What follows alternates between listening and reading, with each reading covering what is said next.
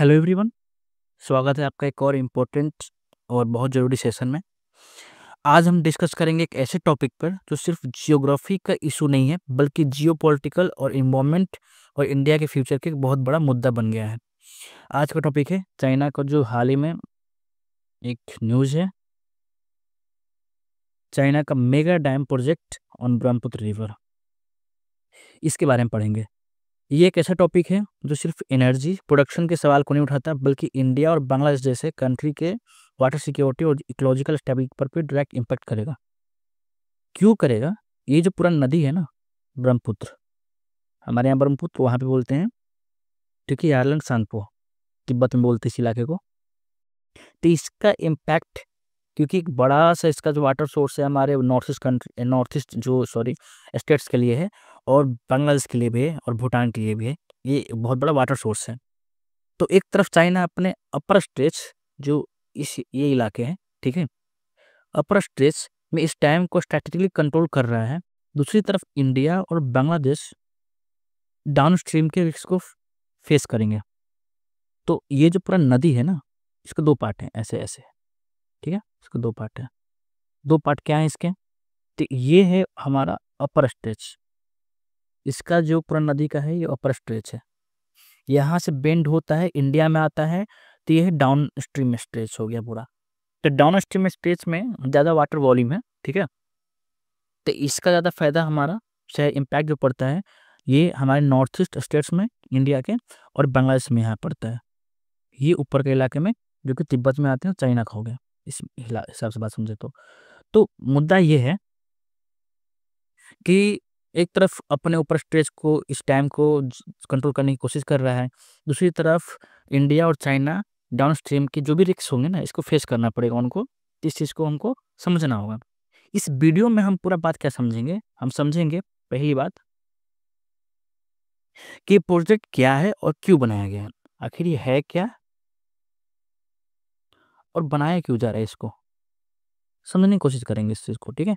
दूसरी बात है कि ब्रह्मपुत्र का स्ट्रेटेजी की इंपॉर्टेंस क्या है। ये पूरा नदी जो है ना, अपर स्ट्रीम से लेकर डाउन स्ट्रीम से लेकर इसका पूरा जो स्ट्रेच है यहाँ तक ब्रह्मपुत्र रिवर का या फिर यारलंग सांगपो का, इसका पूरा इंपॉर्टेंस क्या है इस पूरे इलाके में। डाउन स्ट्रीम जो कंट्री हैं, जैसे कि इसका स्ट्रेटेजिक इंपॉर्टेंस। तीसरा चीज़ है कि डाउन स्ट्रीम जो कंट्री हैं, डाउन स्ट्रीम जो कंट्रियाँ हैं, जैसे कि इंडिया और बांग्लादेश, इनके लिए क्या चैलेंजेस होंगी। चौथा चीज़ है कि इस प्रोजेक्ट की वजह से एनवायरमेंटल और जियोपॉलिटिकल इम्पैक्ट क्या पड़ेंगे, क्योंकि पूरा इलाका एक हिमालयन इलाके में पड़ते हैं जो कि दो प्लेट के कन्वर्जन, यूरेशियन प्लेट और इंडियन प्लेट का कन्वर्जन से बना हुआ है और काफ़ी सिस्मिक जोन का इलाका है। अभी हाल ही में सुना, ये आज ही का न्यूज़ है कि नेपाल और उधर के इलाके में सिस्मिक एक्टिविटी का लगभग 7 पॉइंट के आसपास रिक्टर स्केल पे फील किया गया उस चीज़ को। तो आखिर इसका एक इन्वायरमेंटल कॉजेज भी हैं और जियोपॉलिटिकल भी है। जियोपॉलिटिकल क्यों है? क्योंकि इंडिया और चाइना का आपस में एक टसल है पुराना। इस टसल का भी एक जियोपॉलिटिकल बहुत बड़ा इम्पैक्ट पड़ेगा, जरूर पड़ेगा। तो सबसे इम्पोर्टेंट ये सवाल इसमें आ जाता है कि इंडिया को इस पर से क्या करना चाहिए, जितना मामला चल रहा है इस मामले में क्या करना चाहिए इंडिया को, हम ये भी समझेंगे एक ओपिनियन के थ्रू। तो शुरू करते हैं चीज़ करके। पहला है एक ओवरव्यू, क्या है इस प्रोजेक्ट का पूरा ओवरव्यू क्या है। सबसे पहले बात करते हैं कि प्रोजेक्ट है क्या, क्या है प्रोजेक्ट की सबसे पहले बात करते हैं। तो चाइना ने ब्रह्मपुत्र के अपर रीचेस में, जो कि तिब्बत में यारलंग सांगपो के नाम से जाने जाती है, एक मेगा हाइड्रो पावर डैम बनाने की प्लानिंग किया। वो तो बात समझ रहे हैं हम लोग। तो ये तिब्बत के जो इलाके हैं पूरा ऊपर वाले चाइना के, नीचे यहाँ भूटान है, यहाँ पे नॉर्थ ईस्ट के इलाके हैं हमारे पूरे। तो यहाँ पे अगर हम बात समझें तो तिब्बत के इलाके में ही एक काउंटी है जिसको बोलते हैं मेडोंग काउंटी। यहाँ पे है मेडोंग काउंटी, इस इलाके में, इसी मेडोंग काउंटी में एक रीजन है जिसको बोलते हैं the great bend, the great bend. Bend का मतलब होता है मोड़ना। ग्रेट बेंड का नाम ग्रेट बेंड इसलिए पड़ा हुआ है क्योंकि यहीं से एक शार्प टर्न लेता है ब्रह्मपुत्र रिवर और इंटर करता है अरुणाचल प्रदेश में। यहाँ से एक शार्प टर्न लेता है और इंटर करता है अरुणाचल प्रदेश के इलाके में, और मैक्सिमम फ्लो गेन करते हैं यहीं पे। इस इधर के इलाके में उतना ज़्यादा पानी नहीं है जितना पानी यहाँ पे, मतलब वॉल्यूम ऑफ, भले ही लंबा यहाँ से ज़्यादा लंबा है वो नदी, लेकिन वॉल्यूम ऑफ वाटर ज़्यादा कहाँ पर है, इसी के इलाके में है। तो मैक्सिमम फ्लो गेन यहीं पे करती है इस इलाके में, हमारे नॉर्थ ईस्ट के इलाके में, अरुणाचल प्रदेश के इलाके में ये गेन करते हैं ब्रह्मपुत्र रिवर। ये प्रोजेक्ट चाइना के लार्जेस्ट हाइड्रो प्रोजेक्ट होगा। इससे पहले जो उसका पुराना प्रोजेक्ट है वो अभी तक का प्रोजेक्ट लार्जेस्ट है, लेकिन इसके बाद ये बन जाएगा सबसे लार्जेस्ट हाइड्रो पावर प्रोजेक्ट उसका। और इससे इलेक्ट्रिसिटी जनरेट के लिए उसे यूज किया जाएगा, जनरली बात है, बिल्कुल ऑब्वियस बात है। लेकिन इसका इम्पैक्ट सिर्फ इलेक्ट्रिसिटी तक लिमिटेड नहीं रहेगा, ये डाउन स्ट्रीम के रीजन में, अभी समझाया डाउन स्ट्रीम रीजन क्या है, जो नदी के निचले वाले हिस्से हैं, हमारे नॉर्थ ईस्ट वाले और बांग्लादेश के हिस्से हैं जो है, तो ये पूरा यहाँ पे इकोलॉजिकल और एक जियो पोलिटिकल टसल बनेगा और एक चैलेंजेस क्रिएट करेगा बहुत ज़्यादा। चाइना ने इस डैम का अप्रूवल 2020 में ही अप्रूवल दे दिया, ठीक है। और वाटर पॉलिसी का एक हिस्सा है उसका, जिसका फोकस सिर्फ एनर्जी प्रोडक्शन तक नहीं है, वाटर कंट्रोल और जियो पॉलिटिक्स में इसका बढ़ावा देने के लिए भी यूज किया जाएगा। तो अगला सवाल यही है हमारा कि स्ट्रैटेजिक इंपॉर्टेंस क्या है ब्रह्मपुत्र का आखिर हमारा। तो इसके लोकेशन से ही इसका स्ट्रैटेजिक इंपॉर्टेंस बन जाएगा, क्योंकि जो हमारा ब्रह्मपुत्र रिवर है ना, वो एक ट्रांस बाउंड्री रिवर है।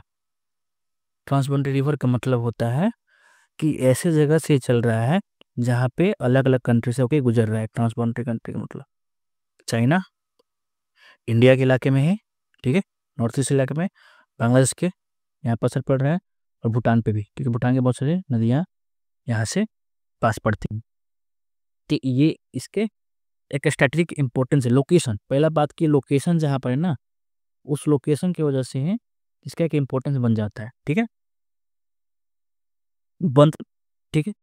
ये जो नॉर्थ ईस्ट इंडिया है ना के लिए एक लाइफलाइन है। वजह है कि मैंने अभी बताया कि यहाँ पे ना वॉल्यूम ऑफ वाटर जो है ना ज़्यादा है, और इसलिए पानी का सोर्स जिस चीज़ के लिए भी हो, इरिगेशन हो, एग्रीकल्चर हो, ड्रिंकिंग वाटर के लिए हो, सब चीज़ के लिए यहाँ पे क्रिटिकल है ये पूरा सांगपो रिवर, यानी कि ब्रह्मपुत्र रिवर।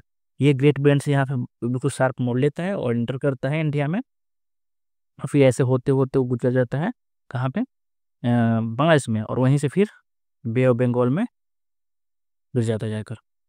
लेकिन प्रॉब्लम तब शुरू होती है जब अप स्ट्रीम यानी चाइना और डाउन स्ट्रीम यानी इंडिया और बांग्लादेश के बीच वाटर कंट्रोल का इशू आता है। अगर चाइना इस डैम के जरिए ब्रह्मपुत्र का फ्लो कंट्रोल करता है तो क्या होगा, डाउन स्ट्रीम एरिया में एक पानी का संकट आ जाएगा। यहाँ पर डैम बना दे, पानी रोकने की कोशिश करे, तो इधर का पानी के सोर्सेज में काफ़ी कमी आ जाएंगी, तो ये चीज़ें दिक्कत होंगी, यहाँ पे डिस्टर्ब करेंगी इस चीज़ को। फ्लड और रिवर इरोजन के रिस्क बढ़ जाएंगे, क्योंकि अचानक से पानी छोड़ दे तो बाढ़ आने के संकट बढ़ जाएगा, ठीक है, बिना कुछ संकेत दिए हुए, कुछ किए हुए। तो ये छोड़ दे यहाँ से पानी डायरेक्टली, तो क्या होगा, एक बहुत बड़ा रिवर इरोजन का खतरा बन जाएगा। एक स्पेशली मानसून के टाइम पे भी जब बहुत ज़्यादा बारिश होगा, पानी ज़्यादा बढ़ जाएगा, तभी बाढ़ का संकट आते रहता है हमारे ब्रह्मपुत्र रीजन में, और ये बाढ़ का संकट यहाँ पे बढ़ जाएगा, जिसकी वजह से हमारे लिए काफ़ी प्रॉब्लम होंगी। बांग्लादेश का डेल्टा रीजन काफ़ी थोड़ा सा क्रिटिकल हो जाएगा due to the salinity intrusion और सेडिमेंटस प्रॉब्लम, क्योंकि सेडिमेंट्स भी काफ़ी ज़्यादा भर जाएंगे, फिर हो जाएंगे, पानी कम आएगी, तो डेल्टा पे भी इफेक्ट पड़ेगा। क्योंकि डैम बनाने का मतलब क्या होता है, डैम बनाने का मतलब होता है कि हम उसके नेचुरल फ्लो को रोक रहे हैं, और नेचुरल फ्लो को रोक रहे हैं तो कहीं ना कहीं उसके नेचुरल फ्लो की वजह से जो जो चीज़ें यहाँ पे बनी हुई हैं उन पे भी इफेक्ट पड़ने वाली है, तो पूरे रास्ते भर में इम्पैक्ट पड़ेंगे इस चीज़ को लेकर। तो ये इसका प्रॉब्लम है, ये यही इस चीज़ को जोड़ता है कि इसका एक इकोलॉजिकल और इन्वायरमेंटल कॉजेज है, जियोलॉजिकल कॉजेज है। क्या है इसका कॉजेज, तो अभी पूरा बात समझा है हमने। कॉजेज कुछ ज़्यादा कुछ है नहीं, यही है कि ब्रह्मपुत्र एक हिमालयन रीजन का हिस्सा है। एक प्लेट है हमारा यूरेशियन प्लेट, ठीक है, और इसके नीचे हम ध्यान से देखें तो नीचे आ जाता है हमारा इंडियन प्लेट, ये यूरेशियन प्लेट और ये इंडियन प्लेट। होता क्या है कि ये प्लेट ज़्यादा अंदर गया नहीं है, जिसकी वजह से हम मानते हैं कि इसका मूवमेंट जो है ना अभी भी बढ़ रहा है। ठीक है, इस मूवमेंट की वजह से क्या होता है, एनर्जी रिलीज होता है और वही एनर्जी कहीं ना कहीं हमको एक सिस्मिक एक्टिविटी देता है, यानी कि भूकंप के झटके देते हैं काफ़ी। तो इस इलाके में, और यहाँ यहीं पे बसा हुआ है नेपाल, यहीं पे बसा हुआ है नेपाल, और नेपाल में हमको अक्सर देखने को मिलता है कि कुछ भूकंप के झटके आ रहे हैं, उस झटके का जो सिस्मिक एक्टिविटी जोन बन जाता है जिसकी वजह से, और उसका प्रभाव कहीं ना कहीं इंडिया पे भी दिखता है। अभी पूरा एरिया क्या बन जाता है, अर्थक्वेक के लिए हाईली प्रोन एरिया बन जाता है। ऐसे में अगर इस डैम का स्ट्रक्चर, अब यहाँ पर डैम बना रहे हैं हम, ठीक है, इसी पूरे हिमालयन इलाके के एरिया में यहाँ पर डैम बना दिया हमने। अब डैम बनने से क्या होता है ना कि दबाव पड़ता है, दबाव पड़ने से क्या होता है कि धरती में थोड़ा सा चेंजमेंट आते हैं, अर्थ में कुछ चेंजमेंट आती है, तो उससे एक बड़ा डिजास्टर आने का खतरा बन सकता है। अब इसका असर सिर्फ चाइना तक तो सीमित रहेगा नहीं, क्योंकि डाउन स्ट्रीम रीजन में उसका भी इफेक्ट पड़ेगा, तो चाइना के साथ साथ इंडिया, बांग्लादेश रीजन में सब जगह इम्पैक्ट पड़ेगा। तो कुल मिला के इसके एक इन्वायरमेंटल और एक जियोलॉजिकल कंसर्न यही है कि अर्थक्वेक, फ्लड, और यहाँ पे जो भी बायोडाइवर्सिटी है हमारे, उन सब पे इफेक्ट पड़ेगा। अर्थक्वेक से लेकर, फ्लड से लेकर, और बायोडाइवर्सिटी यानी जो भी जैव विविधता है ना, उस पर भी इफेक्ट पड़ने वाले हैं इसके वजह से। ये हमारे चीज़ें हैं। तो चाइना तो सिर्फ इन्वायरमेंटल कॉजेस को ध्यान में रख के कर नहीं रहा है, उसका मकसद है कि इसको अपने वाटर पॉलिसी की तरह यूज करना है, यानी कि एक जियो पोलिटिकल टूल की तरह यूज करना। किसके लिए? स्पेशली इंडिया के लिए, डरना धमाके पड़ोसियों के लिए। जैसे इसने मेडोंग रिवर का यूज किया है, मेडोंग बोल रहा हूँ, मेकोंग, सॉरी, मेकोंग रिवर का यूज किया है साउथ ईस्ट एशिया में अपने जियो पोलिटिकल टूल के तहत। तो पहले ये मामला यहाँ पे समझते हैं हम लोग कि चाइना यहाँ पे करेगा क्या। चाइना यहाँ पे करना ये चाहता है कि जो भी नेचुरल रिसोर्सेज है ना आसपास उसके, उस सब का यूज करे, सबका यूज करे। तो नेचुरल रिसोर्स यहाँ पे जो भी हैं उसका यूज करना, ठीक है। उसके अलावा जियो पोलिटिकल वेपन की तरह यूज करना पानी को, जियो पोलिटिकल वेपन की तरह यूज करना पानी को। तो चाइना ने पहले भी मेकोंग रिवर बताया अभी कि फ्लो को कंट्रोल करके डाउनस्ट्रीम कंट्री तो को प्रेशर में रखा है। अब ब्रह्मपुत्र पर ये डैम चाइना को इंडिया, बांग्लादेश के ऊपर एक स्ट्रेटेजिक डोमिनेंस देने की जरिए को बनाना चाहता है। यहाँ पे जो चाइना है, यहाँ पे म्यांमार है, म्यांमार के इलाके में इधर आएगा तो थाईलैंड है, मलेशिया है, फिर इधर से लाओस वोस है। तो इधर से जो मेकोंग रिवर जाता है, इसी पे उसने डैम बना दिया है, और अचानक से कभी कभी पानी को छोड़ देता है, जिसकी वजह से वहाँ बाढ़ का खतरा बना रहता है। वो भी एक ट्रांस बाउंड्री रिवर है, क्योंकि बहुत सारे कंट्रीज होकर गुजर रहा है। अब क्या होगा अगर चाइना सडनली से वाटर फ्लो को रिड्यूस कर दे किसी इलाके में, हमारे इलाके में, तो इंडिया के असम और अरुणाचल प्रदेश के रीजन में या तो सूखा पड़ जाए, हो सकती है, या फिर सडनली फ्लड आ जाए, बाढ़ आ जाए, और बांग्लादेश के डेल्टा रीजन में इरोजन हो जाए। ये समस्याएं हो सकती हैं। तो इसलिए ये डैम जियो पोलिटिकली चैलेंज भी बन सकता है, और इसको टूल की तरफ यूज कर सकता है धमकाने के लिए, करने के लिए, हम डैम खोल देंगे, ये कर देंगे, वो कर देंगे, मतलब थ्रेटनिंग करने के लिए, धमकाने के लिए इंडिया के जगहों को। इसके लिए वो यूज कर सकता है जियो पोलिटिकल टूल की तरह। तो चाइना का सबसे बड़ा मकसद जो हो सकता है, रिसोर्सेज को एक्सट्रैक्ट करना, यहाँ से निकालना अपने लिए काम करने के लिए, और या फिर दो चीज़, एक तो यहाँ से निकालना होगा उसको क्या, रिसोर्स, और एक चीज़ क्या है, एज जियो पोलिटिकल टूल की तरह यूज करेगा इसको, किसको, पानी को। हम लोग मान भी रहे हैं कि नहीं कि पानी अगला लड़ाई का हिस्सा बन सकता है। पानी की कमी देखा जा रहा है तो उसका एक बहुत बड़ा इंपॉर्टेंस भी बढ़ सकता है आगे जाकर। तो एक पानी जियो पॉलिटिक्स डिप्लोमेसी का एक हिस्सा बन जाएगा आगे जाकर। उसी डिप्लोमेसी को हड़पने की कोशिश कर सकता है चाइना, या फिर कोशिश कर रहा है इसको अपने हाथ में लेने का, अपने तरीके से इसको यूज करने का। तो अगला कहानी ये है कि भाई अब इंडिया करे तो करे क्या इस मामले में, इंडिया क्या रिस्पॉन्स होना चाहिए, सवाल तो ये उठता है। तो इंडिया का रिस्पॉन्स सिंपल से है कि ये 3-4 तरीके से इंडिया रिस्पॉन्स कर सकता है। वो 3-4 तरीके क्या है? तो तरीके कुछ इस तरीके से हैं। पहला तो इंडिया ये काम कर सकता है कि इंडिया का जो खुद का अपना एक हाइड्रो पावर प्रोजेक्ट है, मल्टीपर्पज प्रोजेक्ट है, जिसका नाम है Dibang multi purpose project, Dibang multipurpose project. इसका वो थोड़ा जो इसने बनाने का निर्णय लिया है, इसको थोड़ा फास्ट ट्रैक पे कर दें, इसके लिए जल्दी जल्दी वो काम करना शुरू कर दें। तभी हम क्या कर सकते हैं, एक हैंड टू हैंड बिल्कुल कह सकते हैं कि बिल्कुल स्टेट हम लोग एक कॉम्बैट पे आ सकते हैं।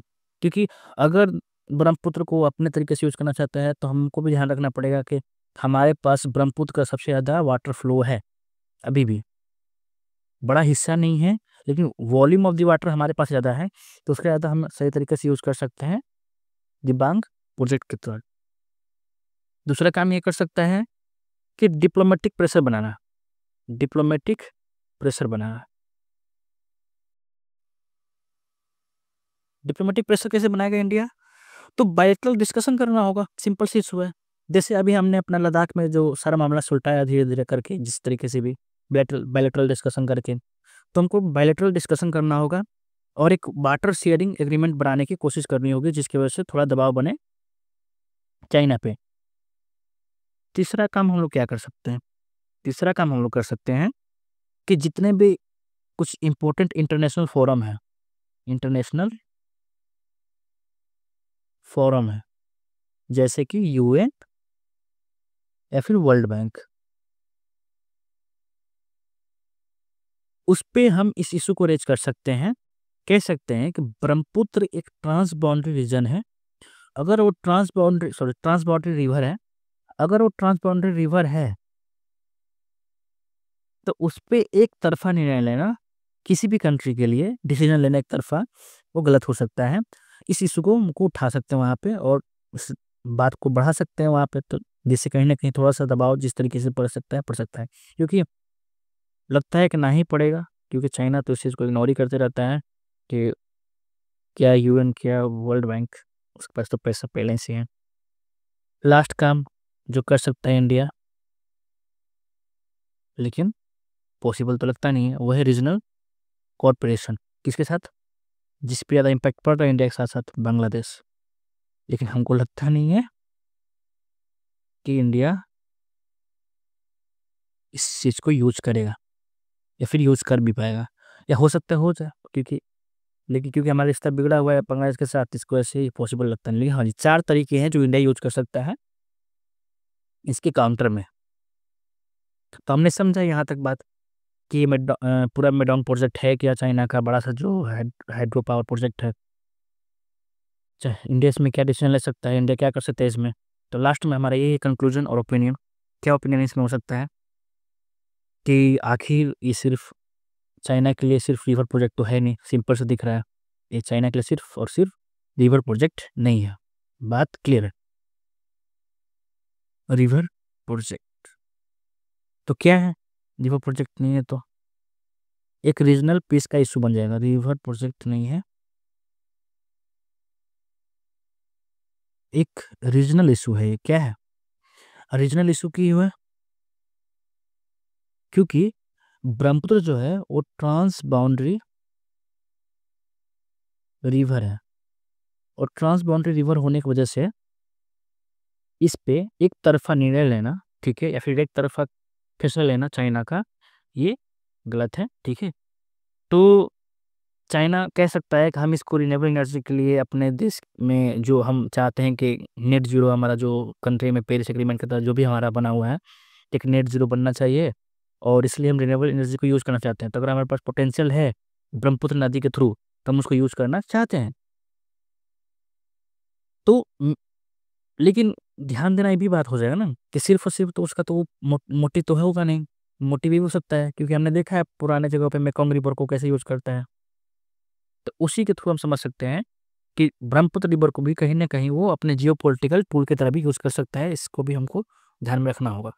तो मेरे ओपिनियन में इंडिया को बैलेंस अप्रोच रखनी चाहिए, जिसमें स्ट्रेटेजिक डेवलपमेंट और डिप्लोमेटिक एफर्ट दोनों को यूज हो, लेकिन इंडिया की डोमेस्टिक वाटर पॉलिसी और इंफ्रास्ट्रक्चर जो है उसको भी ताकतवर करना होगा, थोड़ा बढ़ाना होगा, मजबूत करना होगा, जिससे इक्वली इंपॉर्टेंस मिल सके। बाकी आप बताओ, आपको क्या लगता है, क्या इंडिया और चाइना इस इशू पर कोलैबोरेशन करेंगे या ये कॉन्फ्लिक्ट बनेगा? कमेंट में आपका ओपिनियन ज़रूर दीजिएगा, जो भी सही लगे। और वीडियो पसंद आया तो लाइक करें, शेयर करें, सब्सक्राइब करें। बाकी आज के लिए इतना ही, इस चीज़ का टॉपिक को हम यहीं पे कंप्लीट करते हैं। आगे जो भी कंप्लीट होगा, जो भी चीज़ें नए प्लेसेस या फिर जियो पोलिटिकल इशू आएंगे, उसमें हम बातें करेंगे आगे जाकर। तब तक के लिए इतना ही, आगे मिलते हैं वीडियोज़ में।